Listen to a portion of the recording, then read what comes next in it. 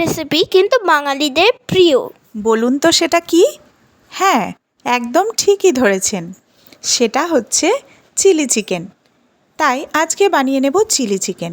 প্রথমেই বোনলেস চিকেনগুলোকে আমি আদা রসুনের পেস্ট, নুন, হলুদ, ময়দা, কর্নফ্লাওয়ার আর একটা ডিম দিয়ে করতে দিয়েছি ম্যারিনেট।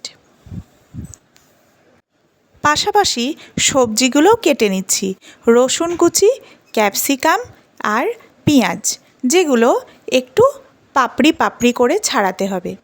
ম্যারিনেট করা চিকেনগুলো তেল গরম করে একদম লো ফ্লেমে ভাজতে দিয়ে দিয়েছি, যাতে ভিতরকার চিকেনগুলো সুন্দরভাবে সিদ্ধ হয়। এই দেখুন, এইভাবে পাপড়ি পাপড়ি মতো ছাড়িয়ে আমি পেঁয়াজগুলোকে ছাড়াবো আর ক্যাপসিকামগুলোও একটু ওরকমভাবে কেটে নেব। আর ইউজ করব কিছু কাঁচা লঙ্কা কুচি। তো এইভাবে আমি ভাজতে দিয়ে দিয়েছি ম্যারিনেশন করা চিকেনগুলো। এই যে ফার্স্ট লটের চিকেনগুলো আমি ভেজে তুলেও নিয়েছি, যেটা চিকেন পকোড়া হিসেবেও আপনারা খেতে পারেন।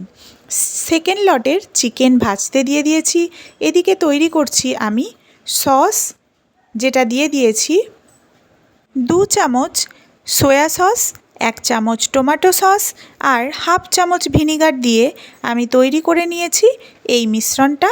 আর যেটাই চিকেন ম্যারিনেট করে রেখেছিলাম ওই মিশ্রণটা এক সাইডে রেখে দিয়েছি। চিকেনগুলো সেকেন্ড লটের ভাজতে দিয়ে দিয়েছি। তারপর আমি সবজিগুলো হাই ফ্লেমে ক্রাঞ্চি করে ভেজে নেব। তারপর সবজিতে দিয়ে দেব কর্নফ্লাওয়ার, ময়দার যে মিশ্রণটা সেটা, তার একটু জল, নুন আর লঙ্কা কুচি।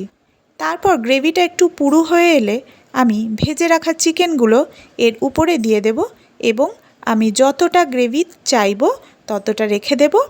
আর যেহেতু আমরা রাত্রিবেলায় রুটির সাথে খাবো, তাই গ্রেভিটা আমি এতটাই রেখেছি।